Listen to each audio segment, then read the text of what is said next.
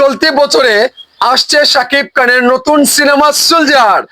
Soldier মানে কি আপনারা বুঝতে পারছেন? সেনাবাহিনীর প্রধান এমনকি যোদ্ধা, এইরকম গুলো সংজ্ঞা। মাস কয়েক আগে নতুন সিনেমায় যুক্ত হন ডাকাইয়া সিনেমার শীর্ষ তারকা শাকিব খান। আবু হায়াত মাহমুদ পরিচালিত সেই সিনেমাটির আগামী বছর ঈদ উল ফিতরে মুক্তি পাবে বলে শোনা যায়। এরই মধ্যে আরো এক গুঞ্জন উঠে নির্মাতা শাকিব ফাহাদের সিনেমায় থাকছেন শাকিব, যেটি মুক্তি পাওয়ার কথা ছিল ঈদের আগে। অবশেষে সেই গুঞ্জন সিনেমার মোহর দিলেন শাকিব খান। জানা গেল চলতি বছরের নতুন সিনেমা নিয়ে দর্শকদের মাঝে হাজির হচ্ছেন মেগাস্টার শাকিব খান। ঈদুল আজহায় মুক্তি পাওয়ার তাণ্ডব সাফল্যের মাঝে যুক্তরাষ্ট্রে উড়াল দেন শাকিব খান। 1.5 মাস ধরে যুক্তরাষ্ট্রে নায়ক, সেখান থেকে সংবাদ মাধ্যমকে দেওয়া সাক্ষাৎকারে নতুন সিনেমা প্রসঙ্গে কথা বললেন তিনি।